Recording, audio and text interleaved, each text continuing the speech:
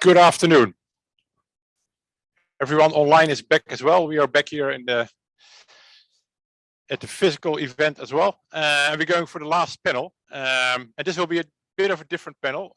We have 3 academic speakers, all 15 minutes behind each other. And then we'll finish with a Q&A, all 3 together. And after that, we'll go to 2 practitioners who are online and do a panel with them as well. So that's how we have organized it. As you know, the topic is about the role of incentives in the sustainability revolution.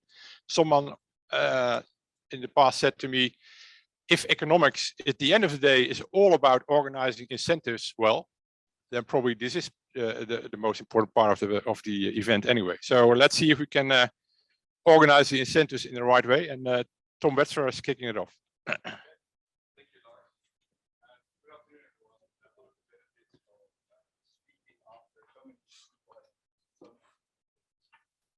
Some parts of this presentation I can just refer to them. My own story here with Luca, here, and with Thom. And it's a story about corporate climate, in particular the credibility.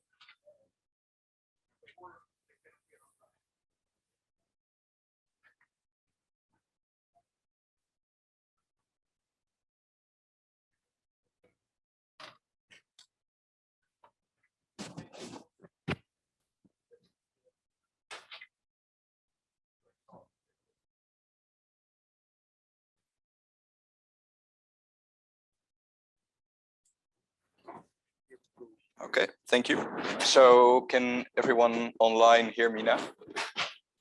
Okay, good. So as I said, important part is joint work with Luca Enriquez and John Arp. So there are 4 points I want to touch on in the next 15 minutes. The first is just to make the point that corporate climate commitments matter a great deal. I want to explain why we think there might be demand for credible corporate climate commitments. I want to explain why we think traditional commitment mechanisms are not actually leading to such credible commitment. And then I want to propose a new mechanism that we've come up with, which we call green pills, to make corporate climate commitments credible.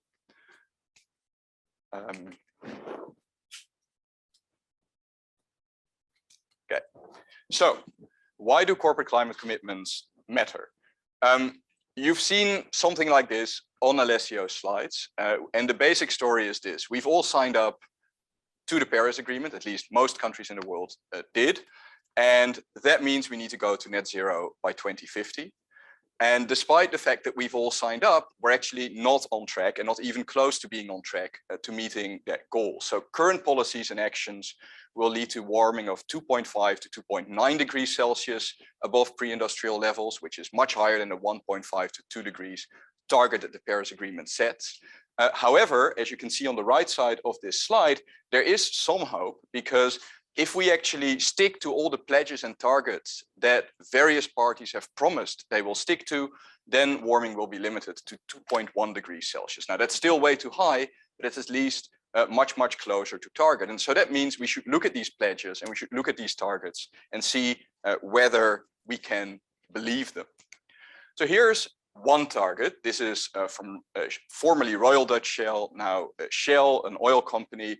And Shell pledged in this particular statement that they were going to become a net zero company. And they used quite clever wording. They said they have an ambition to be a net zero company on all the emissions from the manufacture of all products, so scope 1 and 2 by 2050. And they outline kind of how that's going to work. And that seems like really good news, until you look at the fine print. And what does it say in the fine print? It tells you this. As of today, Shell's operating plans and budgets do not reflect these newly announced ambitions. Shell's aim is that in the future, its operating plans and budgets will change to reflect this movement towards its new net zero emissions ambition. These plans and budgets need to be, however, in step with the movements towards a net zero emissions economy within society and among Shell's customers. So in other words, they have an ambition to become net zero, conditional on everyone else also becoming net zero. And that's not the kind of pledge that we're looking for.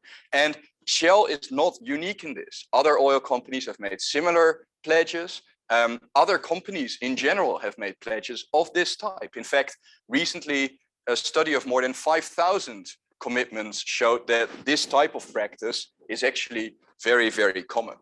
And it matters greatly what companies decide to pledge on the net zero front, because in most jurisdictions, under most circumstances, there is actually no legally binding requirement by legislation or regulation that a company moves its operations towards net zero.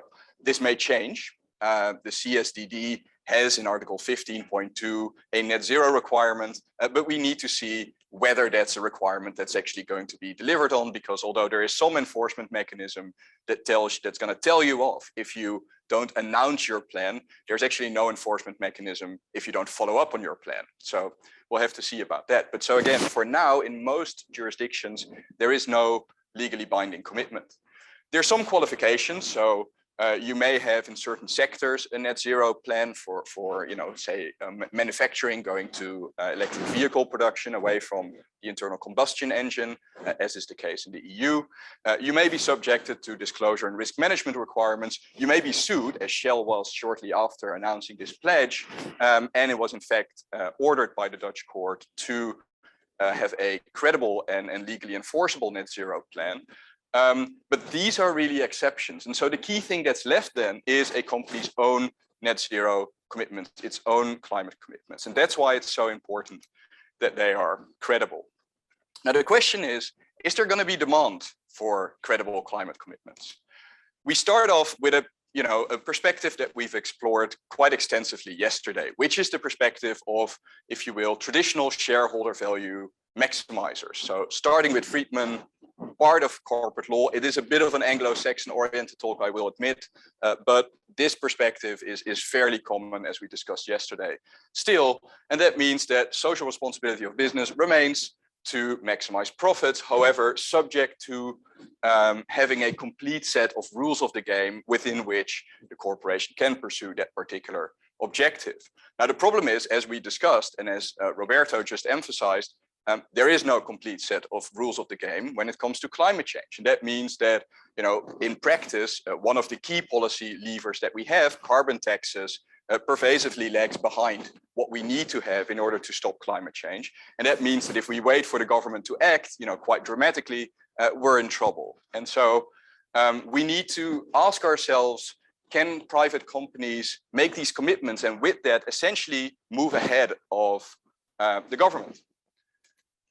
Now, if you have this traditional shareholder value perspectives, there are a few reasons to believe that companies may act.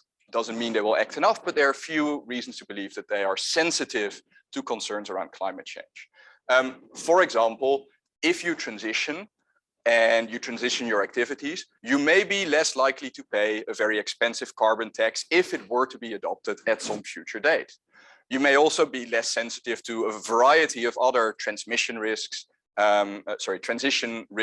within the climate risk portfolio. It will, however, be costly to transition, at least in the short term, because, let's say you're a car company and you have very strong internal combustion engine manufacturing capability. You now have to transition to an EV manufacturing capability that requires upfront investment, and at least in the short term, that will be costly. Now, the idea is that you then optimize all these considerations as a traditional shareholder value maximizer, and you're going to try and see, can we, reduce future costs associated with not transitioning at a price that is affordable in terms of the upfront investment that you require, and then you maximize that. It's not so easy to do this, however, for a variety of reasons. So first, climate policy is highly uncertain, as we've discussed earlier today. We just don't know what the transition pathway will look like. We don't know whether the government is going to act. If so, what they're going to do, when they're going to do it. So planning this is really hard. And even if the government makes a plan, it's not clear that they're going to stick to it. There's very much volatility here. And we see that very clearly. We've seen it with Trump, obviously, in the US, who brought back coal, or at least pledged to do so. We're seeing it now with the Ukraine war, which is really meaning that much of Europe is going back to firing up its coal-fired power plants, which is a move that, frankly, 2 years ago was unthinkable. So volatility. There are also policy feedback effects. Why? Because big carbon emitters lobby the government to keep the rules as they are. And then there are heterogeneous expectations around all of this. So shareholders just disagree on what the future trajectory is going to be, what the costs and benefits are going to be. So it's a very, very complex environment to navigate. And what we conclude is that although firms with these traditional shareholder value maximizing sort of orientations may move to act to some degree, it's very unlikely that that's going to be sufficient to drive climate action. So that leads us to wonder, are there perhaps other shareholders with different viewpoints who may want to act? And so we distinguish between a few categories. The first category is what we would call investors motivated by green profits. So these are essentially people who, within this heterogeneous set of expectations about the future, place a much higher value on going green. Just, you know, this is the simple version, but that's essentially what it comes down to. And so they are motivated by the profits that you can reap as a company in going green. And so they will essentially be willing to pay more for a given stock if that company, of which, if that particular company is indeed credibly committing to going green. So there are some valuation effects there. Then you have the universal owners. I'm not going to say much about it because we've kicked them out of the current version of the paper, and it's quite controversial, as Roberto emphasized and Luca emphasized earlier. But if you believe that you have universal owners in the picture and that they do act positively to internalize some of these externalities, they may respond positively to credible climate commitments as well. Although that will not be reflected in valuation effects because they will, hold the index anyway. But it may be manifesting through voting effects, so through some of the mechanisms that were outlined by Anna. So the final group of people are those with green preferences. They are not primarily motivated in this context by increasing their returns. They just believe on a preference basis that emission reduction is a good thing, that their money should be aligned with this particular value set. And that is why they invest in companies that are credibly committing to going green. And again, if we believe that that's a big group, then that might have valuation effects. There is evidence for all of these categories, although particularly on the universal owner front, that evidence remains a little bit mixed. But this gives us hope because this suggests that there are actually going to be quite significant, potentially significant constituencies within the shareholder base that care about commitment and that are willing to pay for that. Pay in the sense of attaching a higher value to a stock of a company that is committing to going green. And so if you believe that, then a traditional shareholder value maximizing firm will take some actions, but based on these preferences of these investors, you might go even further because you might say, well, actually, if we're managing a particular company, we can increase the value of our shares even more by appealing to green investors. And so when we appeal to green investors, we get this additional extra valuation term, and that becomes then part of our value maximizing function. And then it may actually be, even more worthwhile to credibly commit to going green. Now, there are some problems here too, right? Because if this was an obvious story, then we could stop here and everything would be fine. But it's not an obvious story because if you're a clever manager, you may say, we're going to greenwash. We're going to pretend to go green. We're going to fool the green investors. But then at the same time, we're not actually changing our strategy. And that's kind of what you see a lot of right now. And that's the problem we need to solve. Now, I'm really rapidly running out of time. So I just want to make a few more points.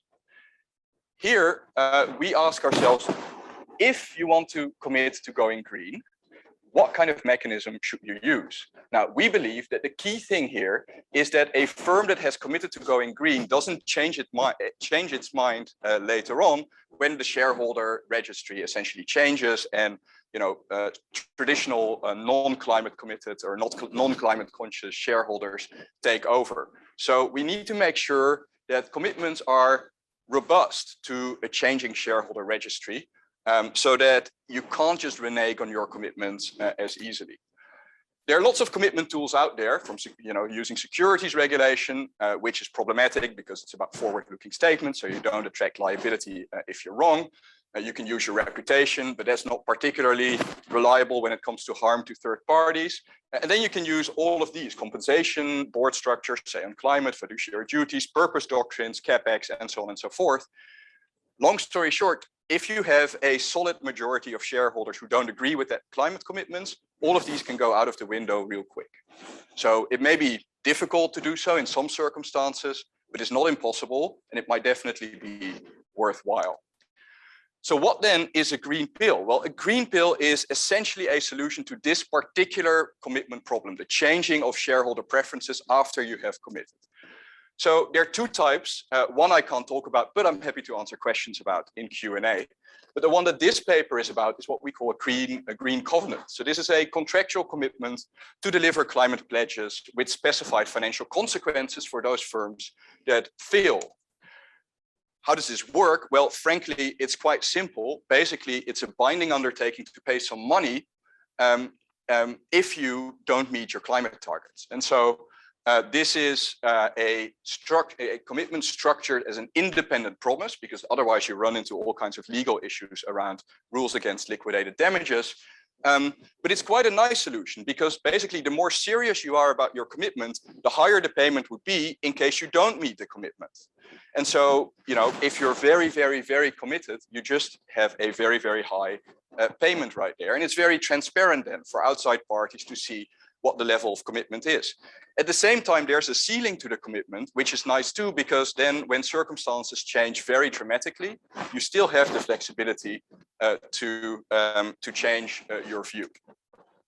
This looks very, very much like instruments that we already see out there. These are essentially the sustainability linked bonds, which are bonds where the interest rate is bumped up if the company doesn't meet its climate KPIs. And this is one in the US issued by Energy that is quite common in that context. Now, there are some issues around how you structure this. One is, how high can that payment be? How far can you scale up that payment?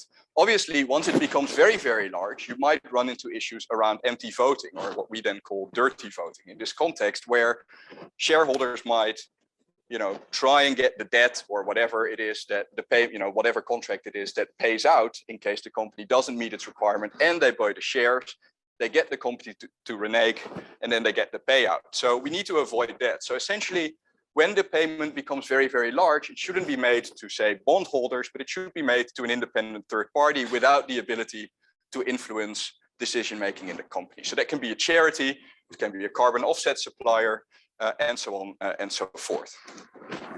Now, the final point then is, can you actually do this under corporate law? Isn't this, you know, violating all kinds of, core premises of current corporate law? And the nice thing about this solution is we think it doesn't. We don't think we need to fundamentally rethink corporate law to do something like that. Why? Well, we think essentially that if you're a manager and you're engaging in this kind of practice, you can make that pitch based on a shareholder value maximizing sort of analysis, based on an argument grounded in that kind of thinking. And when you do that, it's very unlikely that you would have obvious conflicts of interest, or that the decision would be tainted by potential conflicts of interest or entrenchment issues. You can just have a decision that would be reviewed under the business judgment rule. And so once you do that, the only thing you need to be able to do is essentially to show it's not a waste, which should be quite easy, in particular if, for example, you would use the conditional payment if it's made to buy offsets, and you need to show that you have some sort of rational basis for making that payment to begin with. And we think that engaging in a credible transition that doesn't put your company at risk of having to revert strategy, which is very costly, that provides a sufficient basis to do that. So that's the pitch, that's the paper. I look forward to answering your questions later on, but thank you very much for your attention.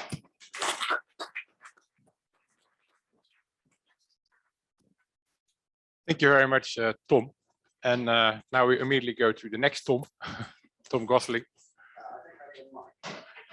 That's there.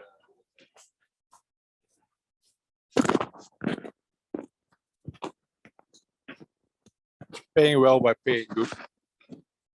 Thanks very much indeed. I'm going to do a quick canter through, thank you, a few issues relating to motivations and practice in relation to linking ESG to pay.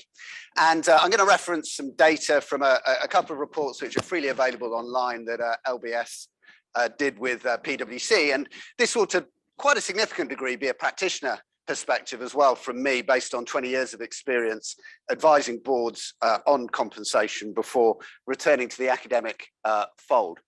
And the first point to observe is that there is now pretty widespread support for this idea of linking pay to ESG. 2/3 of investors support the idea in most companies. Senior leaders are a little bit more circumspect, but still a majority support the idea of linking pay to ESG in most companies. And there is a further third of senior leaders who believe that ESG should be linked to pay in the companies with the most material ESG issues.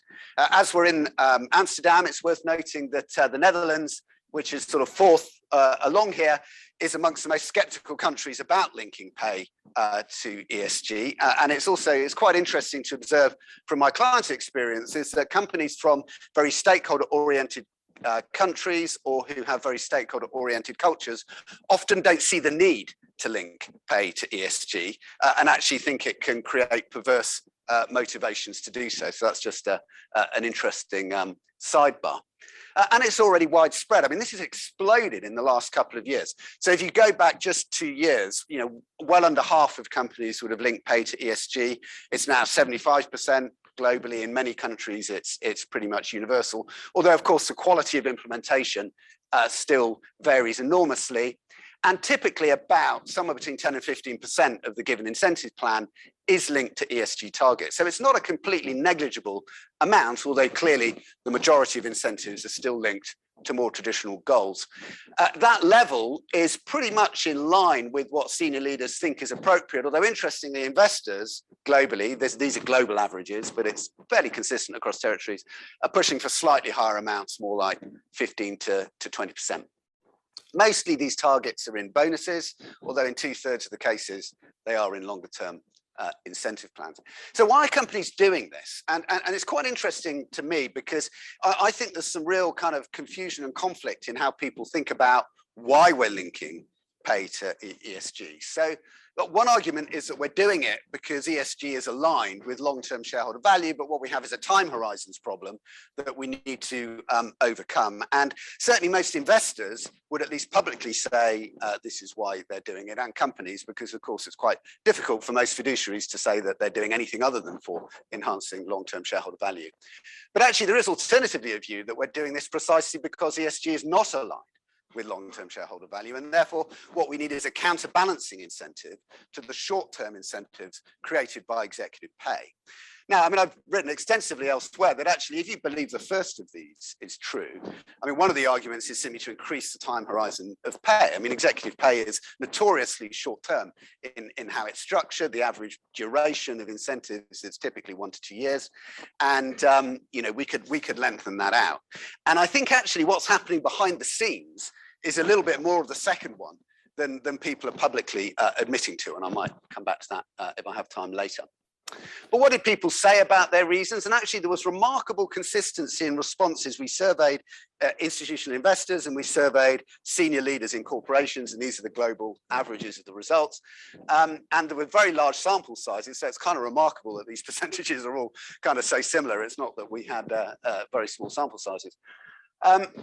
So there are three main reasons that kind of came out top. So one is this sort of short-term, long-term issue. So we're using ESG in pay to focus on long-term, on non-financial factors that drive long-term value, but which might otherwise be ignored by managers. The second reason is about signaling. And some of that can relate to what Thom was just talking about around external commitments. There's a belief that actually if you put this stuff in pay, you show it matters. Although interestingly, the audience that a lot of companies were most concerned about was not external, but was internal. And we often think about linking ESG to pay as a way to kind of get these kind of nasty CEOs to do things that they wouldn't otherwise do. A big motivation for corporates for including ESG in pay is to mobilize the population of employees behind a new ESG agenda, or to demonstrate to employees that care about this stuff that the organization also cares about it. And then the third one, which I think is really interesting, is around this this idea that putting ESG in pay forces companies to set shorter term targets towards longer term ESG goals. And Cevian and Allianz, who we'll hear from shortly, have been very public about this as a motivation, that seeing that the process of say on pay and putting targets in pay helps us translate a sort of 2040, 2050 aspiration into what are you going to do about it today? And I'll talk about a case study of that. There are quite strong differences in view between investors and senior leaders on what targets are most appropriate. So senior leaders tend to be focused on what we heard yesterday referred to as internal stakeholders. So targets relating to employees, for example, and health and safety, employee well-being, the stakeholders that most directly link to value. Whereas we see investors much more concerned about these sort of market-wide systemic risks relating to climate and the environment. I think part of this is just around different motivations. So managers are tasked with maximizing value within their company, whereas we've heard a lot about how investors are getting it in the neck from asset owners about these more kind of system-wide issues. But I mean, that's quite an interesting difference that we're seeing. And certainly in the push that Cevian and Allianz have placed around including incentive targets in pay, they have positioned it very much around the climate issue being the #1 issue that this is helping to address. Interestingly, if you track ESG measures that are being used against the SASB materiality framework, only about half of them are financially material. So there definitely is something going on here with targets being used for issues other than maximization of shareholder value. That gap can be accounted for mainly by two types of measures. One is carbon targets in companies where climate change is not a material issue. So they're presumably just doing it because it's the issue du jour. And the other is diversity targets, where, and this might be kind of controversial, but for many companies under the SASB framework, diversity is not a financially material issue. And actually what's kind of interesting to me, which is why I think there's some of this kind of second motivation going on around why we're putting ESG targets in pay. In general, if you look across the market, the focus that climate and diversity gets in pay is out of proportion to what the evidence says about its impact on financial value. So there are clearly aspects around societal concerns that are playing into how this stuff is being used in pay. It's just that people aren't admitting that because we have to pretend that this is all about shareholder value. In the report, we talk about a few factors around designing an ESG measure. Is it an input measure such as developing a clean energy business, or is it an output measure such as a CO2 reduction target? Is it an individual KPI like the most important ESG issue facing your company, or is it a scorecard of all the ESG issues facing your company? Do you put it in the bonus or the LTIP? And do you operate it as a separate performance scale, or is it something like we often see in health and safety metrics in mining companies, for example, an underpin that can reduce the bonus if it's failed? So there are lots of considerations. And I'm going to just briefly touch on a couple of case studies. So Shell was just referenced, you set it up perfectly. Shell, for me, was a very interesting case study of this sort of Cevian Allianz approach to using pay as a forcing mechanism around targets. So Shell announced their net carbon footprint reduction strategy in November, December 2017. Shortly after that, led by Dutch investors, but also with UK investors following on behind, there was a lot of pressure put on Shell to include climate targets linked to that strategy in pay. And that flushed out a really interesting discussion about what exactly do you mean by these targets, particularly over the short term. And it turned out that what Shell management meant that, well, the kind of trajectory is going to kind of go like that. And investors said, no. You can't announce a reduction strategy and then set an incentive target that has it going up over the first 5 years. So sure enough, in the LTIP appeared a carbon intensity reduction target that was a reduction straight from the get-go. And it was quite interesting the way that it definitely did trigger some of that discussion, which somewhat supports Allianz and Cevian's point. So we see in the LTIP, they've got 20% they put on the net carbon footprint. which was a mixture of this reduction target, but they also had some rather wishy-washy strategic measures around developing kind of renewables businesses and so on and so forth. Interestingly, the first cycle of that measure just paid out pretty much at the maximum. And I think, you know, this is one of the interesting questions. If you look back at what's happened with Shell over the last 3 years, would you say they absolutely aced it on climate change? I mean, I'll leave that to the audience to form a view on. Unilever take a very different approach, and the reason I wanted to include them was not to be provocative and to show in Amsterdam 2 companies that have repatriated to the UK, but rather to show that, you know, Unilever is a company that has sort of pursued sustainability for a long, long time. And interestingly, they put it in pay as a very final stage, you know, 7 years into their sustainability journey. They started off with embedding it into strategy and then used this as a reinforcing mechanism with the wider employee population rather than trying to lead ESG strategy through pay. But they also take a very different approach in that they have a scorecard that covers all of their sustainability objectives, which is rather a large number if you look at Unilever's sustainability report, and they have this sort of index that they construct. But what I wanted to finish on is that, you know, although there's a lot of momentum towards linking ESG to pay, there are some real difficulties. And, you know, there've been some prominent academics writing on this. Alex Edmonds, my colleague at London Business School, Roberto Tallerita and Lucian Bebchuk have also written on this. You know, we all know that ESG targets can be very difficult to measure reliably. There are differences in view amongst different ESG data providers, but kind of beyond that, ESG issues are often multidimensional, and pinning it down into a target can be tough. And that can lead to this issue of hitting the target and missing the point. And one of the examples of this that I use, which I've really seen happen in practice in companies that I've advised, is that if you look at diversity, the vast majority of diversity targets in pay are representation targets at board and senior management level. It is absolutely possible, I can tell you from first-hand experience, to hit those numerical targets whilst making absolutely no progress on the creation of a diverse and inclusive culture more broadly within the organization. So you can absolutely hit the target and miss the point. We also risk creating distorted incentives. There are many things that we ask companies to do that we do not put in pay. Innovation strategies, new market strategies, cybersecurity risk. You know, so we don't automatically have to jump to putting something in pay just because it's important. But if we do put it in pay, it may well get an extra focus over and above those other things that are very important. And finally, I think a lot of the outside world thinks that what we can do is that we can sort of externally impose ESG targets on CEOs to get them to do stuff that's completely different from what they would have done. And we can therefore drive corporate behavior in that way. That shows a complete misunderstanding about how paid governance operates in practice. CEOs run companies, they propose the strategy, it's approved by the board, and guess what? The board then sets pay targets that are aligned with the strategy. So most ESG targets are targets that boards fully expect to meet. And this is why the emerging evidence is that these targets pay out higher than more objective externally driven targets. So I have a big fear that more ESG in pay will simply lead to more pay, not more ESG. But there are some circumstances where it can kind of work. And I think that there are 4 key dimensions.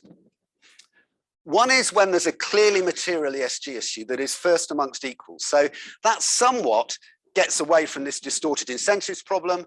And it also means that it's much more likely that there's a shared understanding about what a good target is. Linked to that is focusing on the big issues requiring a step change. That again lessens this sort of distorted incentives point. And also we probably have an agreement about what stretching means. Measurable, transparent, auditable are obvious, but I mean, if you look at the quality of ESG targets that are put in place in many companies, it's incredibly low with incredibly high levels of discretion about how they're measured. And finally, I think that it works particularly well when you have an anchor shareholder externally to provide accountability around the target setting and measurement. So I do think that in heavy emitters, where you have focused shareholder engagement on the issue, this can be a useful tool. But on the whole, I think we're expecting too much of it as a commitment device. And I think that the spray and pray approach that we're taking with everybody having ESG measures is probably going to lead to discrediting of the mechanism through poor quality implementation. And I think that we should be focusing this on a smaller number of companies where actually it can genuinely work and make a difference. And I do think, as I mentioned, that heavy emitters and climate change is one of the areas that we should be going to first, learn from that, and then expand. Too late, we've already expanded, and I think we'll kind of regret that. And I think that in a few years' time, there's going to be it's going to be Shell times 20 with all of these measures paying out at the maximum, and people looking back, scratching their heads, saying, "What did we get for that?" Thank you. Thank you very much.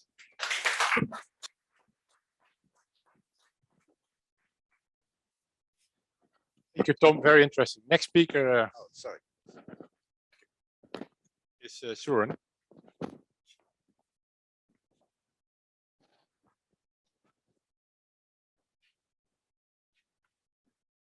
Am I moving? Okay, great. Thanks. Thanks, Thom. It was excellent and also good for me to start because as you can see from the title, I'm going to present on investor stewardship preferences during say on pay votes. And I'm looking basically at the same topic, but from a slightly different perspective. So it's more investor focused and also looking at what investors are actually doing rather than what they say they are doing. And the motivation, I want to start with the motivation. There are two reasons here why I started this project. The first is very traditional corporate law question related to the alignment of the interests of managers and shareholders, how to deal with the agency problems. And the idea here is very simple, right? Show me the incentive and I'll show you the outcome. But we also know here in this story that the executive pay itself has its own agency problems because powerful CEOs can influence the process of setting the pay and also the outcome. That's why we have high pay and different scandals related to pay. So in response, many countries introduced say on pay votes. And the idea behind is that this will enhance shareholder oversight. So the question we want to know is how shareholders are using these votes and also what objectives do they pursue when they vote on say on pay. So this was a couple of years ago. This would be the only motivation for this paper, but things have been changing and we know that the business landscape today is quite different than it was a couple of years ago.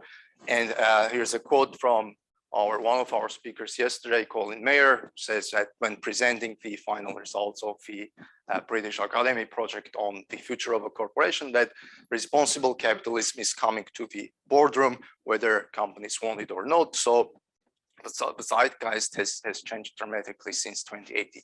The challenge here is that we've built a governance framework where incentives are aligned to promote shareholder interest. The same also with say on pay rights, right? So the idea of introducing these rights was to strengthen the oversight of shareholders, so their promotion of their interest. So can boards change corporate behavior, keeping in mind that shareholders are the ones who are going to vote?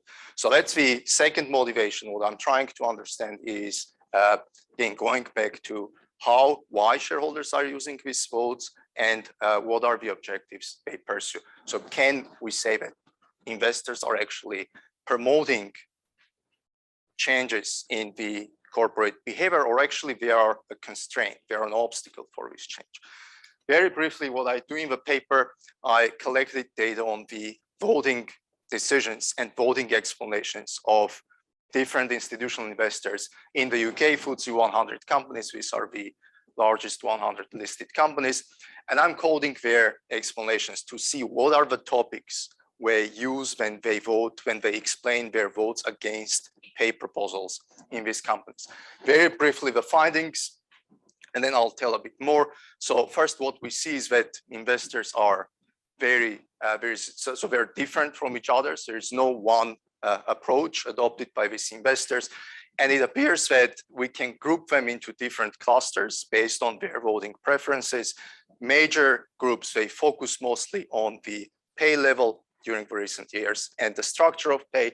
There's also a small group of investors, mostly UK based, but also some pension funds from Canada and some other countries, and some also from continental European countries, which vote differently than others. And these are also the investors which pay more attention to the use of ESG targets.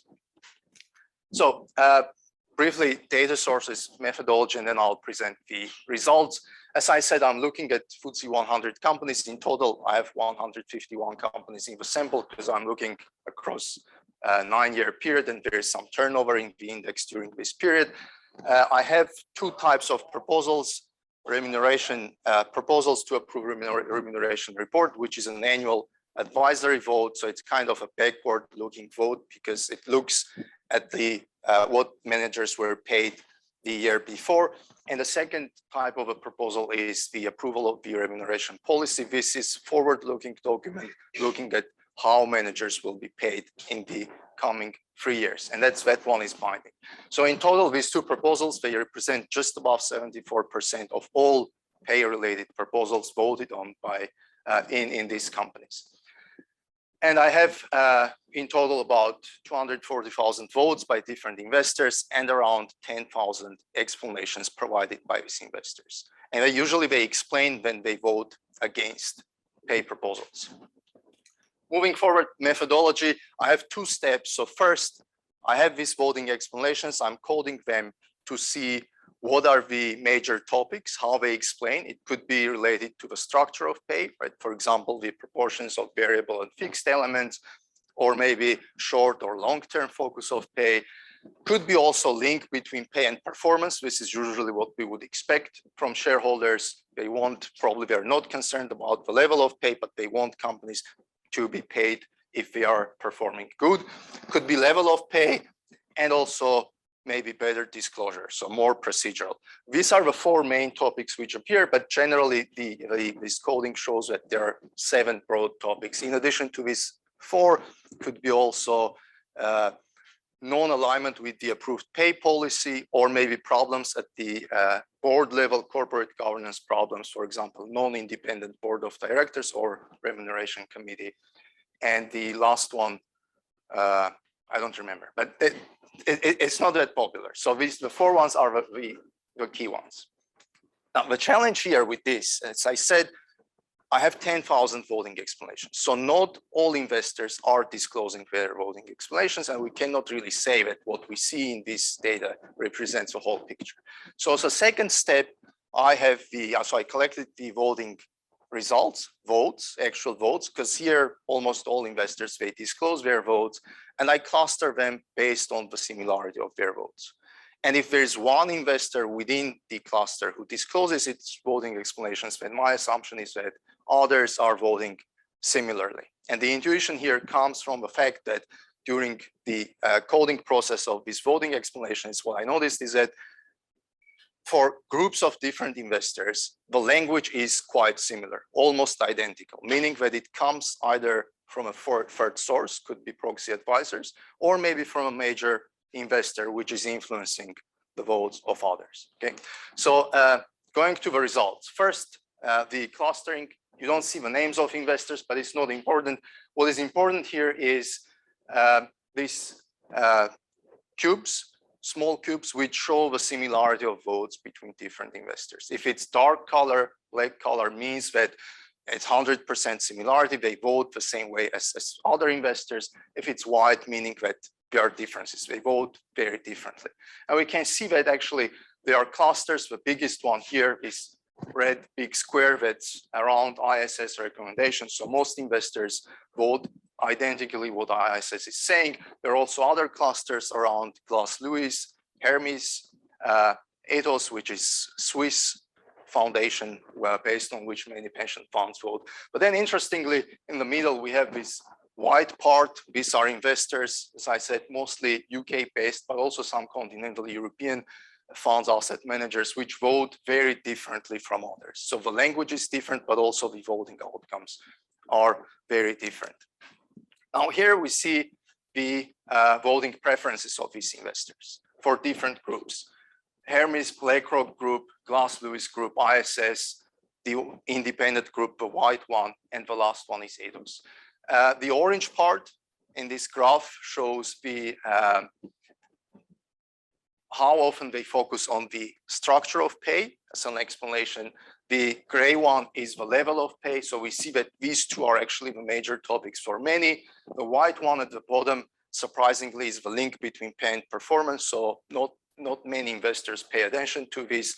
Major discussions are related to the structure and to the level of pay. And then at the top, we have also some discussion related to the disclosure. Now, over time, what are the changes? And I focus here only on two groups, the independent group and the ISS group. ISS is at the bottom and the independent cluster at the top. Interestingly, for ISS, what we see is that at the beginning of a period, there was a lot of focus on disclosure. Then after time, when disclosure improved, they moved to the structure of pay. And then during the last 3 years, more focus on the level of pay. And this actually comes, this level of pay focus comes from changes in the corporate governance code, because the latest version, 2018 version in the UK, one of the biggest innovations related to pay is that there's a recommendation to align executive pay with workforce and also the pay ratio disclosure. So we see that ISS is mostly driven by best standards in the corporate governance code. And then at the top is the independent cluster more. So here we see more constant picture. Two major topics are the structure and the level of pay. The last one before I conclude, so this is the prevalence or frequency of the use of ESG metrics in the pay by these different groups. Again, I'm comparing the ISS and independent groups cluster. The black line shows the independent cluster. So how often they tell companies to use ESG metrics in their pay design, or how often they tell companies to reduce the pay because non-financial performance or ESG performance was not good. And we see, interestingly, that during the last 3 years, there is a spike increase. So they're more often they tell companies to include ESG metrics in the pay structure, especially during the last year, 2021, almost 8% of their explanations, voting engagement focused on this. Whereas in the case of ISS group, it's a bit different, lower. There's a spike in 2018, but this is mostly related. This is explained mostly by the health and safety problems in few companies in the FTSE index, mining companies, which had problems in their mines. So I want to conclude by asking a question: why most of the investors are not telling companies to use during their engagement these ESG metrics? And this is actually related to what Thom said at the end of his presentation, and what we can do to change this, or how this can change. And I have two reasons based on this data why is this happening. Especially in the ISS group, what we see is there is quite often negative engagement over ESG targets. So they discuss these targets in a negative manner. And the reasons is that they are vague, they are opaque, and they prefer more tangible and quantifiable metrics, which are financial metrics. So we're not saying that we're completely against the use of ESG metrics in pay. They can be used, but financial, more quantifiable targets are preferred. So here we have an implication that if we think that ESG metrics add some value, then boards can probably pass through investor vote and convince investors in case targets are clearer and also measurable. And the second is related to the role of the corporate governance codes. And I'm saying this because a couple of days ago, Professors Brian Chaffins and Bobby Reddy from Cambridge published a paper that it's time to abolish corporate governance code. But actually, what we see here, there's a value from corporate governance code, especially for the ISS group. Why? Because, as I said, a lot of their engagement is based on what corporate governance code says. Maybe the code itself is based on investor preferences. I don't know this, but the role of ISS group is actually to promote these standards in the corporate governance code. So again, if we think that ESG metrics are a good thing, then one way to promote is to include them in the corporate governance code, and it will make sure that the whole this big ISS group, the most influential, will be behind them. That's, I think I can stop here. I could tell some names of the funds which are the top ones promoting ESG metrics, but probably we will discuss it later.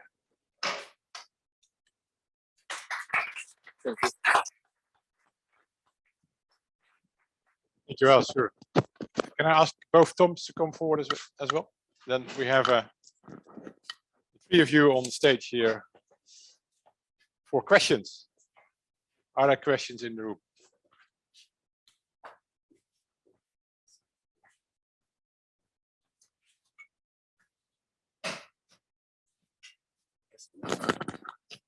I had a question if there's any focus at all in ESG compensation metrics on how companies are reducing carbon footprint, for example, versus the actual amount they're reducing it by, because you can think of sort of very obvious ways they could reduce their carbon emissions quickly just by sort of divesting the dirtiest assets. And I wondered if there's any mechanisms you've seen so far on this, or if you have any sort of suggestions as to how those sorts of things could be incorporated.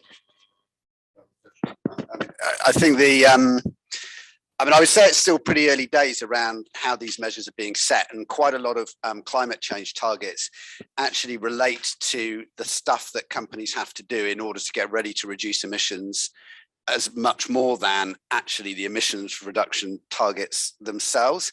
And this has certainly, been an active point of debate actually around emissions reductions targets, and there have been problems in both directions actually. One is how to deal with divested assets, but the other one is if you're using science-based targets based on emissions intensity, a disposal in a high emissions intensity country can make that all impossible. I mean, the default approach generally is that remuneration committees would tend to adjust out for the impact of transactions of that type on the target. So normally a measure I'd expect to see it adjusted for those sorts of portfolio changes.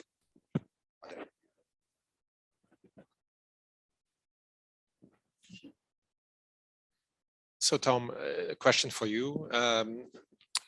You mentioned that. Wait, stop. Sorry. Right, Me? on the right. Yeah. Yeah. Without an H. Okay. So you mentioned at the end of your presentation that some companies are using ESG targets and metrics as easy money, easy to get the money. And I'm thinking from a labor market perspective view. And so there is a market for corporate talent, and you try to recruit. And if you look at, for example, European companies, they pay much less than American companies. So you need to justify somehow to pay these people a decent wage or decent total compensation. And especially multinationals that have executives in the US, it's unacceptable that you would actually pay the US division director or executive more than the global CEO who happens to work in the Netherlands, for example. So therefore, isn't this ESG metric like a tool to justify like the total compensation for these European executives? I mean, it's to shield them from risks and so on. And okay, here you get some extra money, you base salary and some easy target you get anyway. Yeah, I mean, first of all, actually, it's not uncommon for US-based executives to be paid more than even very senior executives in the home country. Actually, I mean, I frame it slightly differently. I mean, I think that companies aren't introducing ESG metrics in order to get paid more, but it's a happy byproduct for the executives that they do get paid more as a result of it. So, I mean, normally they're introducing them because of the zeitgeist, investors are asking for it, et cetera, et cetera, et cetera. And I think the reality is the component of pay just isn't big enough to bridge the gap. I mean, these gaps between European and US executives are very large. I mean, they're 50 to 100% in total compensation, and we're only talking about a small percentage of the package. And you would probably end up including the US executives in them anyway, so they would also benefit from the uplift. So I'm not sure that it would achieve that goal. Something on this. So just based on investor engagement, what do I say about the pay for US executives? Actually, there is recognition among investors, including among this big ISS group. If a company has operations in the US or has an executive from the US, it's fine to pay more. So looks like investors also acknowledge this and admit that this is the reality. Americans are special, right? I saw a question there. Okay. Roberto? Sorry, Roberto, do you have a question? Yes, thank you. So these are three incredibly interesting papers. So I'll contain myself just with a couple of questions. So I'll start with Seren. So I'm curious, maybe I missed this, but that those funds that are more like contrarians, that the white cubes, okay, so do you have a sense they are on average more management friendly or more hostile to management? And another question I have there is the white cubes, do you have any data about firm performance? Because there's literature on Seon Pay saying that pay is a factor, but total firm performance is an important factor driving those votes. So one story could be about the white cubes, could be they're more like ESG oriented, right? So they are contrarians in the sense that they motivate their idiosyncratic choices with ESG. Another story might be they're just more passive, so they just follow like management, and so, or they just follow firm performance. So if they're dissatisfied, regardless of ESG or excessive pay, they just vote in a way, and other funds have more idiosyncratic strategies. What do you think about this? Do I answer now? Yeah. Okay. Thanks, Roberto. So these investors are actually based on their voting explanations. We can see that they're more against management than others. They are engaging more, including privately, because there are more indications in their voting explanations that saying something like, we talked to management or we discussed this with the management and we're against what they are doing. So we are not changing their behavior. So these are more engaged, more anti-management investors. And also most of them are UK based. So that's what it could be that this is a story of better knowledge of a market. And my data is from the UK. Possibly if we look to other countries, we'll see a different picture, right? UK investors would move to the ISS group, and then local investors will be the white ones if we look to other countries. Because we talked about Dutch investors here. In my database, what I have, most of the Dutch investors are in the ISS group. But I suppose the picture would be different if we look to the Dutch companies. And the last one, I don't have information on financial performance because I don't know, I can add, but these are same investors voting on the same proposals in every company. Can I ask another question on the? Sorry, what do you say? So one moment, Roberto. Sure. Okay, let's first, Roberto, go to yours. Second question, and then we go to here. Roberto? Okay, the other question is on Thom Wetzer, first paper. So I think I'm curious what you think about a kind of paradox I see in this credibility discussion, right? So if you need a credible commitment like the one you proposed, the Green Covenant, it suggests to me that you don't have enough incentives on your own to do it. Otherwise, you wouldn't need a credible commitment. The market would believe you because you already have incentives to go green.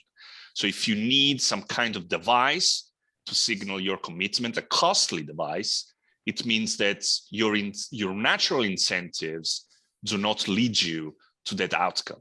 But if this is true, how do you square this with the decision to undertake the commitment in the first place. I mean, if you do not have incentives to go green, why would you have incentives to take a credible commitment to go green? That's my question. Thom, before you answer, we have a follow-up question on this here. Okay. It's exactly on that point, so you can answer them together. So it's somewhat similar to Roberto's thinking, but it's slightly different way. It's like the classical Chicago school of thought.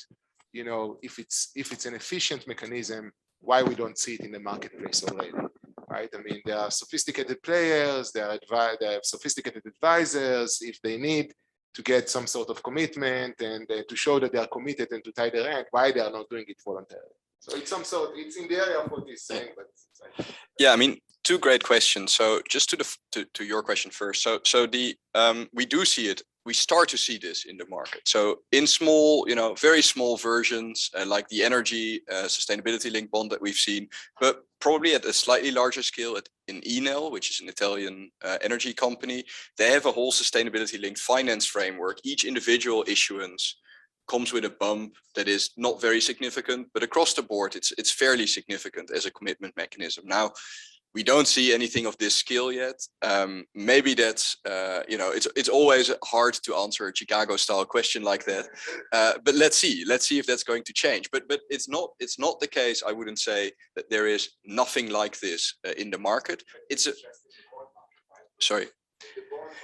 Well, so it's not in the equity market at the moment, but it's in the Enel Sustainable Finance Framework is in for example, is in the bond market. It's in their derivative contract. It's sort of they're rolling it out across their financing framework. Now, that's just one company. As I said, there are more sustainability linked bonds that embed mechanisms like this, but again, the bump tends to be quite small. Whether that's going to change, I don't know. What I can say for sure is that there is much more emphasis now with investors and investor groups on the point of credibility. Whereas up until now, even the UNFCCC Race to Zero, which is the organization that looks at these commitments and basically hosts them, if you will, on their website and adds them up, they haven't really looked at the implementation of the commitment yet. They've just looked at whether you have a plan, but not whether you actually stick to that plan. So it's a sort of, weird as that might sound to a legal audience, it's kind of a perspective that in that particular community is still a little bit alien.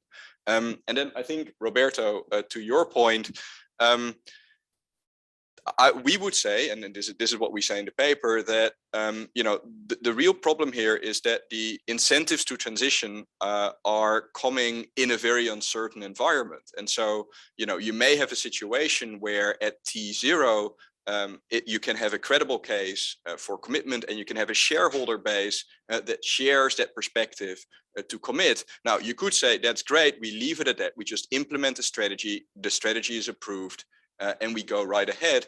The problem is that in an environment that is so uncertain, you may have, 2 years later, that different types of shareholders take over. They no longer agree with that particular strategy. They no longer feel that it's value maximizing given where the transition is at, or whatever reason they may have, and they may reverse the strategy.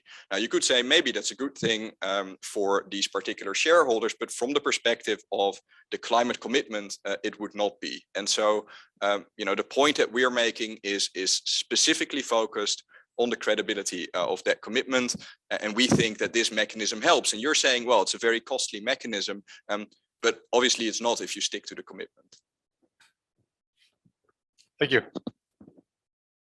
Anna. Is there one in the chat? Go ahead. So there is a question for Thom Wetzer from Alpern. And the question is that, do you have any thoughts on the effects of the UK's new transition plan task force making transition plans more meaningful? Yeah, I mean, so this task force is in very early stage.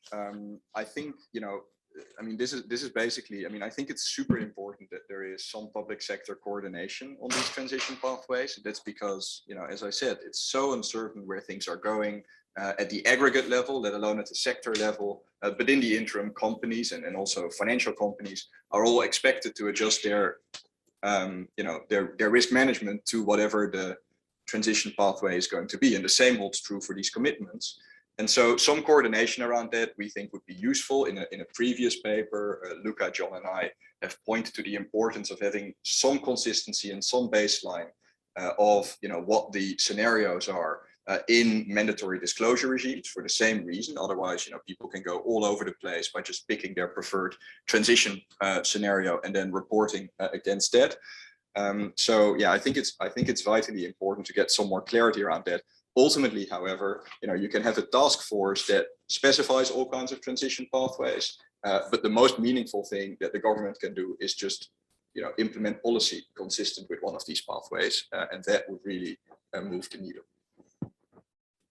Yeah, very short question. I was triggered by the thing you said about first committing and then it's harder to stay committed because shareholders change.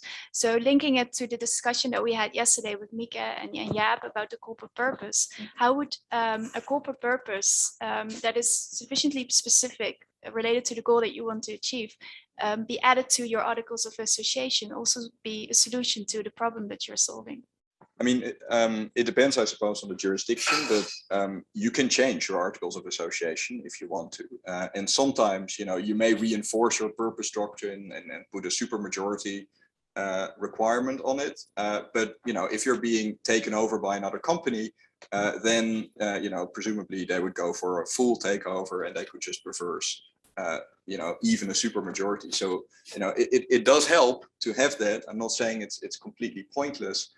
But we don't think it meets the credibility standard as we set it, because again, the lack of credibility in our view comes from the fact that shareholders can ultimately change their mind, and in the corporate law that we have, that's ultimately decisive for what the company is about to do, at least in the Anglo-Saxon world.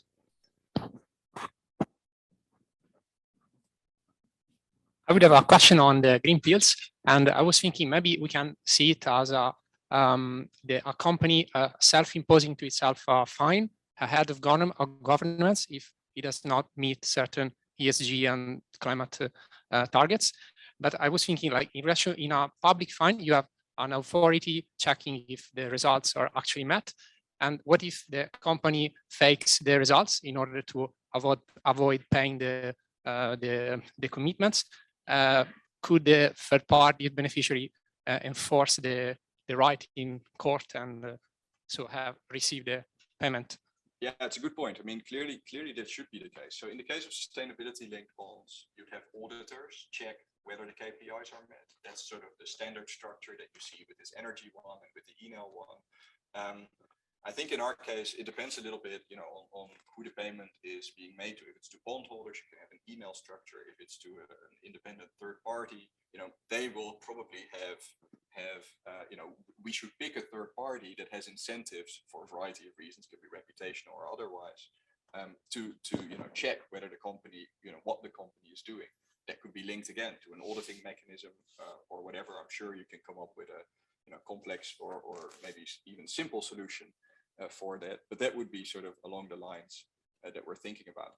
Now that I have the microphone, I just wanted to respond also to Anna's question from very much at the beginning, because I just realized, your point about meeting these targets in a way that essentially is not helpful. So getting rid of your high emission assets, and then suddenly having met your KPIs. That's a point that we're making in that companion paper that I refer to but couldn't speak to because of time constraints. So we have a blog about that. It's public, and you can find it on the Oxford Business Law blog. But we think essentially that many regulations, not only around executive and practices, not only around executive compensation, encourage companies to meet their KPIs in ways that are completely unhelpful. And we should really think about that. That's true for executive compensation. It's true for meeting the requirements under the EU taxonomy, the EU SFDR. It's really quite a big problem. So we need to fix that too, as part of a credible commitment strategy. Thank you very much. Is there one last question somewhere in the room? Nope. Then we thank you very much for all three of you.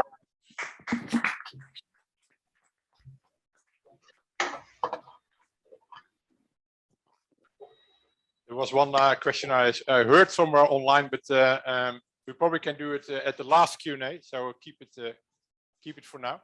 We go over to the two practitioners online, Antje Stobbe and Frank van Oorschot. We kick off with Antje, around 6-7 minutes, please, per each, and then we have enough time for Q&A for both of you. So Antje, of Yes, Allianz, sure. the floor is yours. Thank you very much for having me.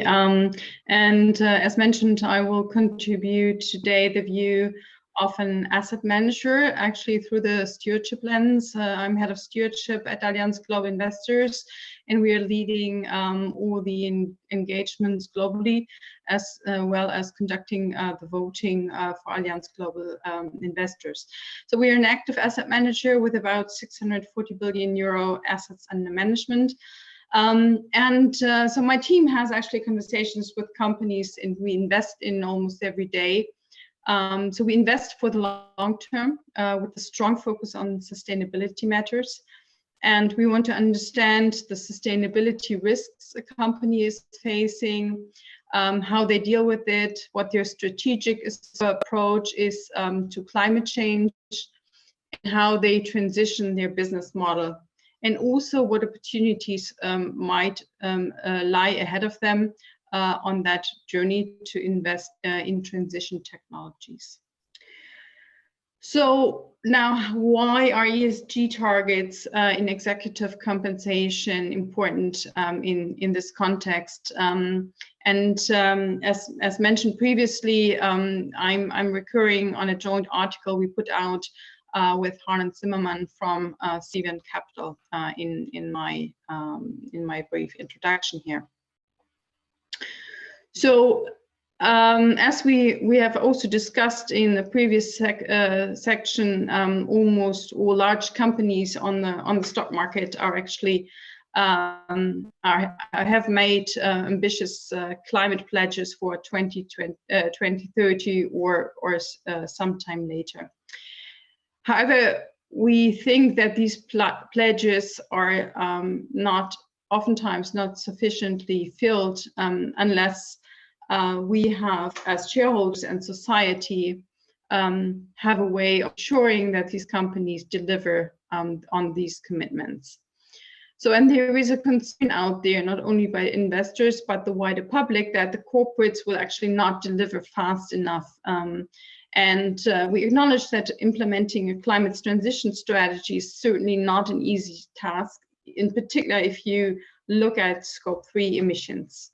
But we also think that it really requires companies to take urgent and meaningful steps along this rather long-term path. We are concerned that companies oftentimes have not really plotted the route they want to take. So oftentimes the targets are very long-term, and it's difficult to see how companies will or what measures they are actually going to implement to reach these targets. And oftentimes near-term investments are required that then only pay off after many, many years. So society overall, our planet, really strongly depends on the fact that management teams of today lead this work. But at the same time, we're concerned that a lot of these leaders of today will be long gone by the time of reckoning. So we see that typically the average CEO tenure is about 4 to 5 years. And at the same time, we have these long-term pledges. So there is this apparent disconnect between the long-term nature of the climate pledges and then the immediate need of action with respect to strategy changes of the company and the investment in innovative technologies. And we fear that the current CEOs of these companies might have actually limited incentive to do what is needed in the coming years to achieve the commitments of 2030 and beyond. And also that there is really limited accountability if they would not meet these targets. So we would like to see that companies break down the long-term pledges into shorter-term roadmaps and then assign a meaningful portion of today's executive pay to the progress on these roadmaps. So we see several benefits to that. So first, we think that the inclusion of climate metrics into remuneration really requires a strategic discussion between the board and management. And we think that this is really valuable in itself because it forces companies to determine their immediate priorities when it comes to setting the path to climate change. Second, I think the discussion is important for companies to develop innovative technologies, and these would make them part of the solution and also, of course, add value to their owner in that transition. And third, I think it is important that we avoid stranded assets, so investments that are really unable to earn their original economic return, which is due then to climate change. So how can we as investors actually influence this, this whole transition and via pay and voting? And how do the mechanics of voting actually work? And let me just briefly recap on that, because I think it might not be apparent to everybody. So we as investors have the ability in most countries to exercise influence on pay votes through we would, if these outcomes are disappointing, also connect our voting decision then to direct elections. So what we really want is to include, for companies to include ESG KPIs into pay plans, and doing the work to analyze the proposed climate metrics. And then we would vote on these pay plans, including the ESG KPIs at annual general meetings. So for us at Allianz Global Investors, we can say that with the revision of our voting policies this year, we committed to voting against remuneration policies of large European companies that fail to link executive pay to ESG metrics. And we will implement this from next year. So, of course, including ESG KPIs in remuneration is not a perfect solution. But what we think is really that this needs to follow a certain set of rules. And I think the most important topic here is that ESG KPIs really need to be tied closely to the company's sustainability strategy, and that all incentives here in that context should be tightly focused on material sustainability factors. And the company should really derive these from their business model and their overall strategy. So, and this is something that in our engagement conversations, we really ask companies, so how do these KPIs that you defined tie to your strategy, to your business model, and how far are they material for you as a company? And in that sense, they need to be company specific and not generic. So the targets must be carefully designed to ensure that they are effective. Antje, can you summarize in 1 minute, please? Can you summarize in 1 minute? Yeah. Yes. So what I would like to add is that we have preference for sustainability KPIs to be part of the long-term compensation component, although we understand that companies are still experimenting and oftentimes have it in the short term. What is important to me also is that targets should be quantifiable, measurable, and that companies need to report on these transparently, in our view, in their annual reporting, which we would require when we vote on the remuneration reports. So let me stop here, and happy to just take questions then in the discussion afterwards. Thank you very much, Antje. We go first to Frank, and then we do the Q&A together for both of you. So Frank van Oorschot, PwC, the floor is yours. Yes, thank you. Good afternoon, everybody. It's great to being here and also provide you the insights from my consultant perspective. First, as an introduction, I'm in the reward team in the Netherlands, which provides services to our clients on incentive arrangements, how to build them, how to put them in policies, how to communicate on that, how to report on that. But also have the dialogues with the investors and also during the AGMs and all the stakeholders, of course. We do that based in Amsterdam, but we also have a center of excellence for our PwC Europe network.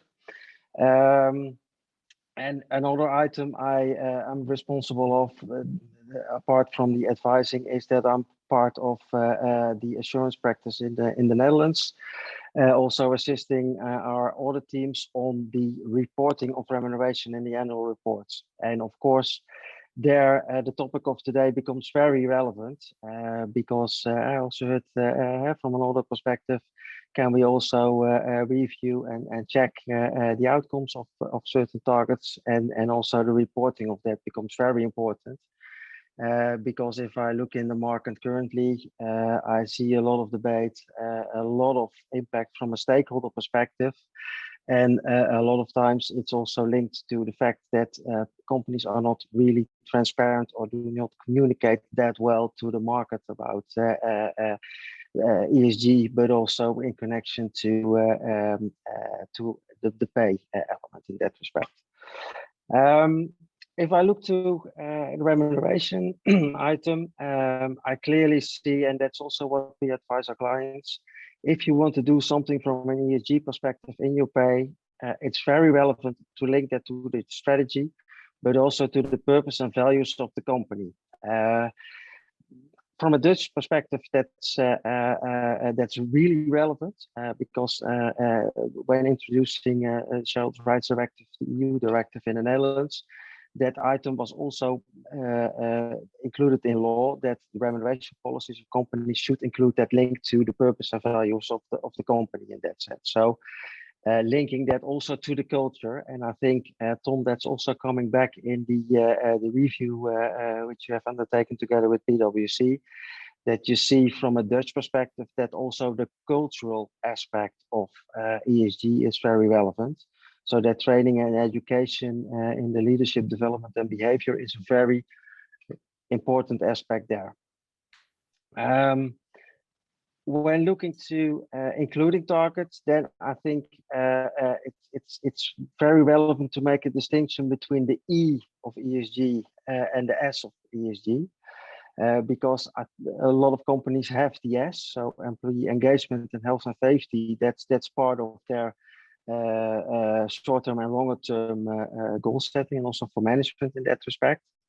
And net zero and diversity and inclusion potentially. So the E, net zero, is potentially less relevant or less used. That's maybe a better word to say, because companies are struggling a lot with how to measure it, how to transparently provide that to the market, and how to make that accountable in that purpose. Potentially, and that's also my hope, looking to the latest exposure drafts that have been provided to the market. And one of those is the European Sustainability Reporting Standards in that sense. But also you see that from a US perspective by the SEC.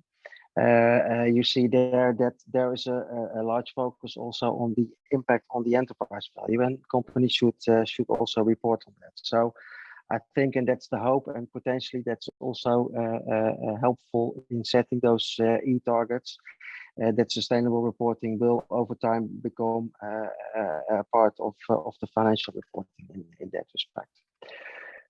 Then linking back to the experiences also from the market when we see look at AGMs, I clearly see in the earlier presentation by Thom on the impact on the voting outcome. magnitude of pay, but also clear and transparent performance conditions. Those are the items that are voted against. And we see a clear change in that respect, that if remuneration reports are being voted, you see that there's there are questions from shareholders. Potentially, there's a advisory vote again, so a less majority voting in that respect. But what we see happening there is that, in addition to what Antje is mentioning about re-elections of board members, we also see that proposed new remuneration policies are voted down because remuneration reports in the past were not clear, or shareholders are not in favor of that. So that's clearly something that's happening.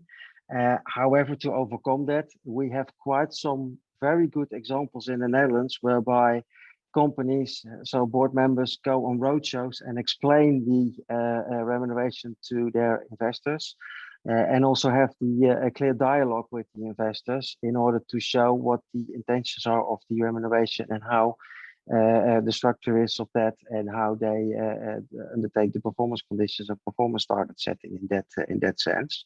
And that's quite helpful because in a lot of situations there appears that what the company is putting on paper, that's not viewed as such or viewed differently, while that's not the intention. So with those roadshows or dialogues, those items can be excluded in that respect. And there we also see that if you, for example, look at the advisory voting of ISS, how they suggest the voting should be on those agenda items on remuneration, we see sometimes that large investors, based on those additional information they have received, they say, okay, we do not follow the ISS or Lars Lewis indication on the voting, but we vote for in that sense. So that's clearly something that's happening in the market. I don't know how much time I still have left. 1 minute. 1 minute left. Okay, so I think the clear message is that ESG is evolving. Stakeholders are looking more clearly. And I think one important item, and that can also help in that respect, but that's also depending on how the exposure drafts will be in final papers in that respect. But sustainability reporting will come to financial reporting, and that's, I think, a very important item, and that's also from an investor perspective a very relevant one. And also for companies and for us as advisors, one of the items we should consider and also bring in our discussions with our clients. Great, thank you very much, Frank.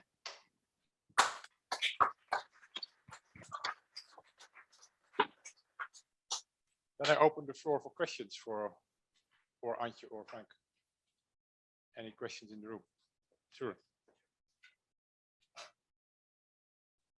Thank you very much. I have two questions, one for Antje, one for Frank. I'll start with Antje. First, thanks a lot for finding time and presenting Allianz Global Investors perspective. I personally have very positive view on the role of investors, and I think that institutional investors, asset managers, have a big role to play. But one skepticism which quite often comes across during discussions is related to the incentives. Why are asset managers doing this? And so you said that you're going to, from next year, to demand or request companies to integrate, to include ESG metrics in their pay design. What are the reasons? So what is the motivation of Allianz Global Investors? Is it what your clients want, or are there other reasons which explain this decision? Yes, thank you very much for the question. It's really an important one. So yes, we definitely see that we have more and more clients who ask for clear implementation of sustainability criteria in their portfolios. They also ask us directly that we engage with companies and want to see how we actually also translate the results of our engagements into voting decisions. So I think it has, I mean, we come from kind of the more governance type of engagements, but I think this time is really long over. So our clients clearly demand more and more engagement and also information in general on environmental and social factors. And this is certainly a focus that we are taking. So we have defined three broader themes that we are for engagement and also research at Allianz Global Investors. And one of those is climate change. The other one is planetary boundaries and inclusive capitalism. So you can see from that, this is really a broader perspective. Thanks a lot. Can I ask also to Frank? Frank, again, thanks a lot. I wanted to ask about your experience. Where is this push coming to include the ESG metrics? Like we saw from Thom Gosling's presentation that there's slight difference between what boards want when it comes to the use of ESG metrics and what investors vote.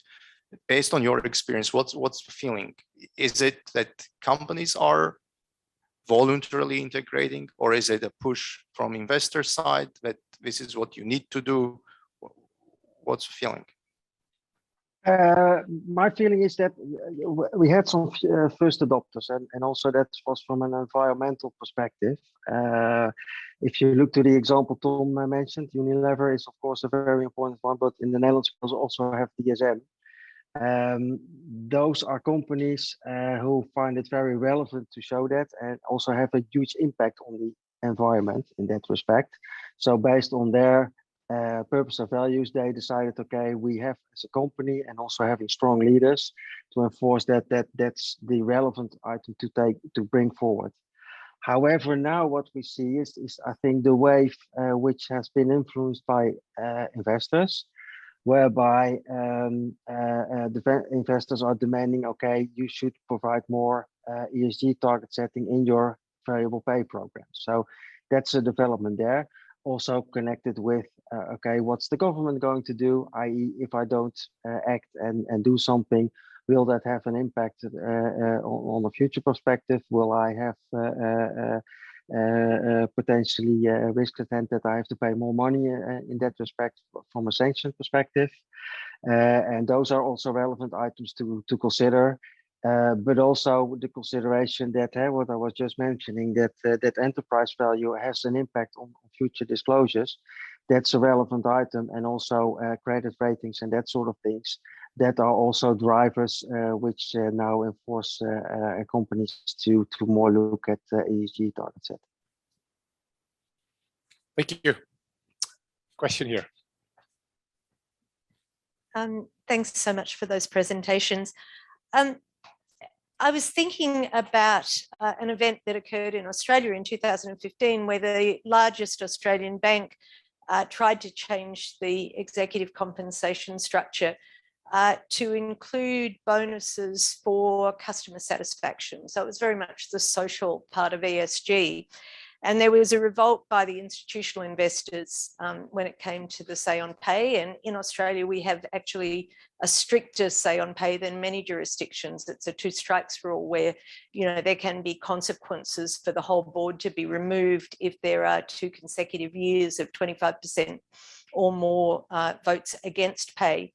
So, you know, boards really take into account when they do get a strike against them, a 25% or more vote against. And I guess there were 2 things that the institutional investors complained about. Firstly, the idea that it was too soft a target. They wanted, you know, the harder metrics that I think you were talking about, Anja. But the second point was, why should we be paying these people for doing their job? And when we're talking about, you know, this is what boards want, they want greater ESG, this is what investors want. Why are we rewarding executives through executive pay rather than holding this sort of Damocles over them and say, this is what we all want, so either do it or you'll be removed from office? you know, have we got to the point, and I think Jaap Winter, who's not here today, but I know he takes this view, that performance-based pay, no matter how you're structuring it, whether it's pay for performance or pay for ESG, that it's fundamentally flawed. And I just wonder what your view is of some of those points, that executive pay has become like rocket science and it shouldn't be. This was too frank. Yeah, very. Either way, go ahead, Antje. Either one, yeah. So very, very good questions. Yeah, I think, I mean, we're spending a lot of time to discuss remuneration policies with board members. These are the roadshows that Frank spoke about.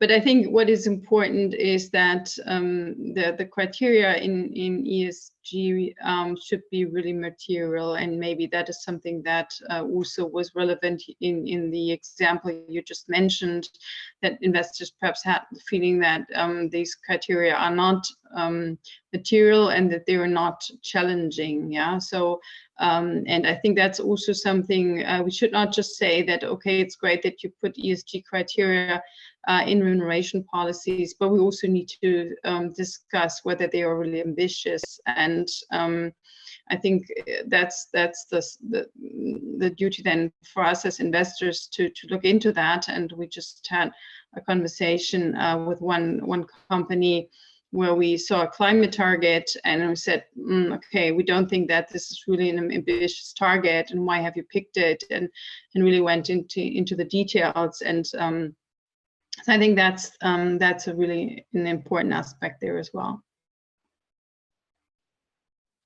And I agree on that, because I think it potentially what you mentioned, the question was a soft target. That was the feedback. I think if you use those targets, you as a company should be fully aware of the fact that you can explain why are you doing it and what should be the result. And if you are able to substantiate that and to communicate that to your investors, I think there is a lot to win there, and that will be helpful in getting that party stakeholders will approve this way of working.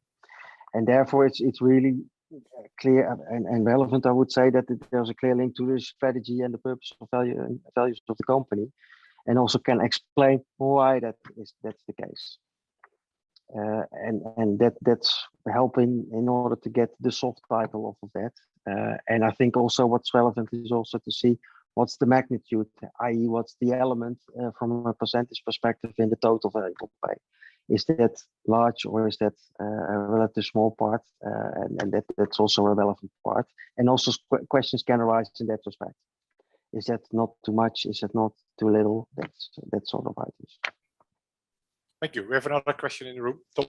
Yeah, thanks very much. I think this is predominantly for Antje, but one of the concerns around executive pay is always agency problems around target setting. And I think in ESG targets, these agency problems are really multiplied because there's generally massive information asymmetries between executives and the board, let alone the board and shareholders. And I'm just wondering by how much you're increasing your team's headcount and skills and capability to monitor these thousands of ESG targets that you're going to have coming across your desk over the next few years. Yeah, very good question. So, I mean, we have actually built out our team quite a bit in the last year or so to take care of environmental, social, and governance topics. So we also built a team that is focusing on data and methodology, because what we really need is that we look into sustainability related data across companies. And for that reason, it is really important to us, because we have to kind of digest more and more data, that companies report clearly and transparently on sustainability data.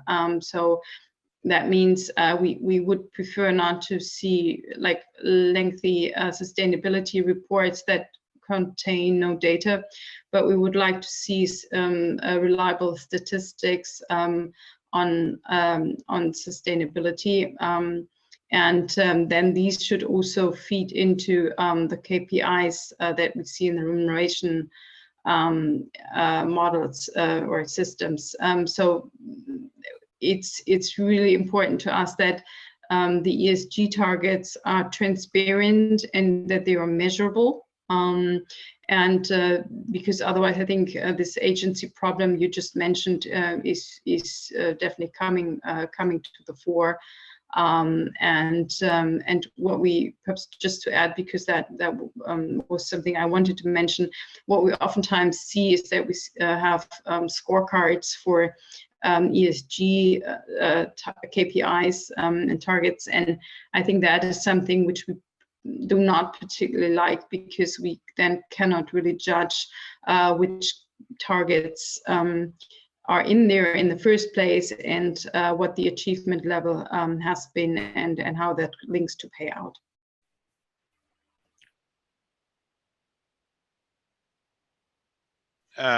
I would like to thank all the 5 speakers for their great contributions. So thank you very much.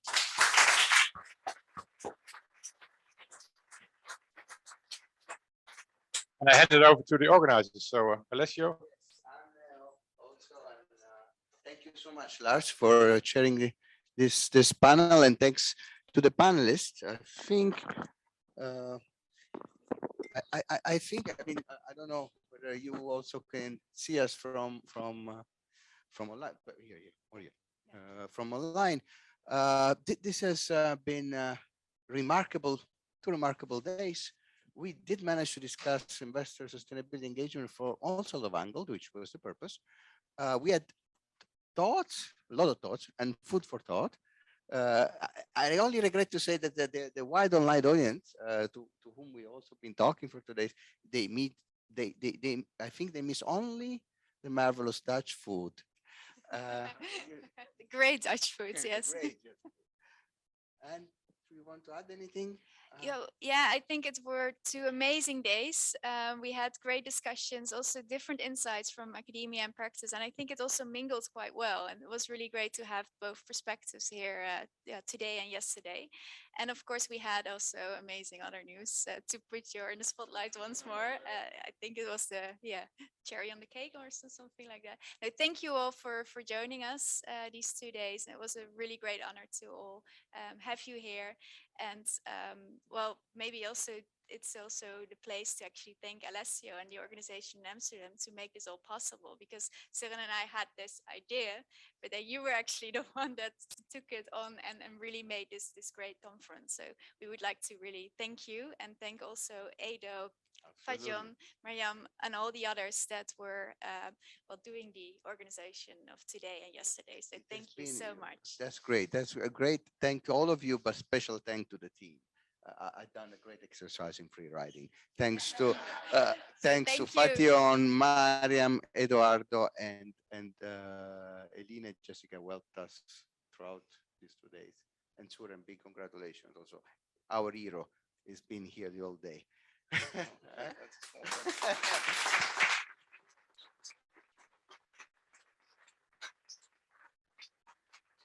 Thanks everyone, all speakers, non-speakers, everyone here. Always I had a question today from where is the lunch? I didn't have the answer, so all other people did the work. Thanks also to Amsterdam team. That was amazing. Thank you. Yes, the ECGI. Do we have a ECGI online? Yes, there must be somewhere. No, but yes, this is of course an ECGI event, and the behind the scenes, Noreen and Elaine have been both very active. I think they were on, but they're not on this call. Well, big thanks to the audience online. We're going to close the call and close the conference. Have you all a great day. We'll reconvene again very soon. Bye-bye. Let's do this another time again.